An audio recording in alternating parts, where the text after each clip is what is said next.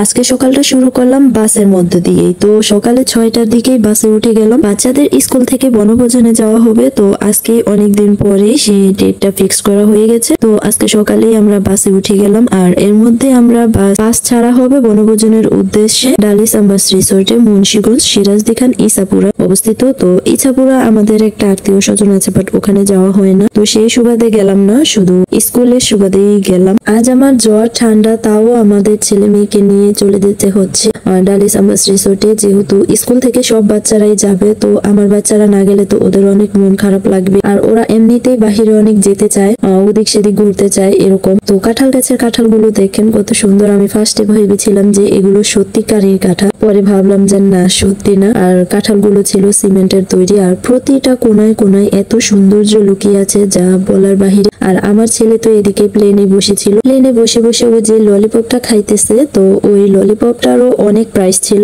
যেহেতু ডালিস আম্বাস রিসোর্টের ভিতর থেকেই কেনা হয়েছিল।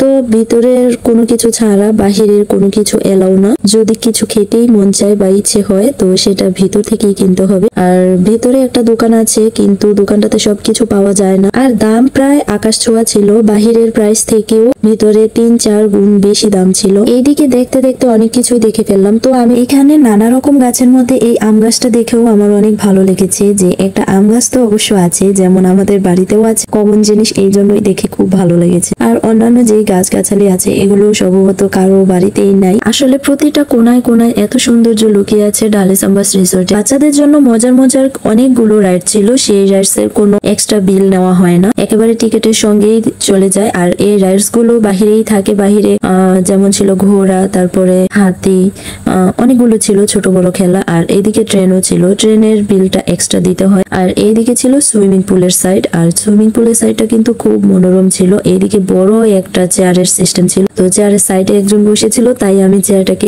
স্কিপ করলাম অর্ধেক। আর এইদিকে ছিল গাছ গাছালিগুলো, গাছগুলো কিন্তু অনেক উপরে, আমি কিন্তু জুম দিয়ে আপনাদেরকে দেখালাম। আর এইদিকে কিন্তু রাস্তাটা দেখেন কত সুন্দর, প্রতিটা চাল প্রতিটা ঘর এত সুন্দর। এই চালটার মধ্যে কিন্তু লাইটিং এর ব্যবস্থা ছিল, তো রাতের বেলা হলে লাইটিংটা অবশ্য দেখানো যেত, তো রাত্রে তো আর ছিলাম না যে দেখাবো। কাঁঠাল গাছের মধ্যে ছিল একটা ঘর, আর আরেকটা ঘর ছিল সম্ভবত আম গাছটার মধ্যেই ছিল। এই সাইডটা ছিল কিডস জোনের, আর কিডস জোনটা ছিল অনেক বড় এরিয়া নিয়ে, অনেকগুলো গেমস ছিল এখানে।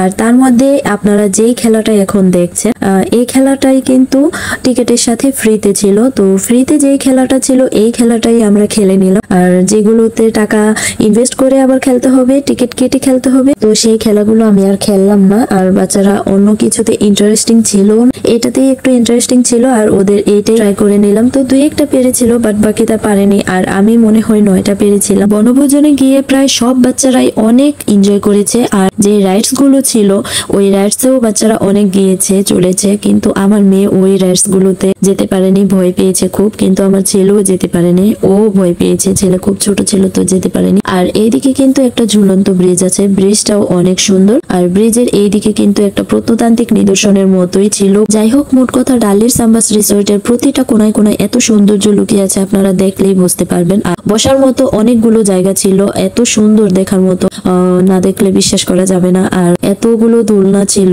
যে দোলনা এত কিউট কিউট ছিল, আর দোলনাগুলো অনেক সুন্দর ছিল, বসলেও শান্তি পাওয়া যেত। ভিডিওটা ভালো লাগলো অবশ্যই লাইক কমেন্ট সাপোর্ট করবেন। আল্লাহ হাফিজ।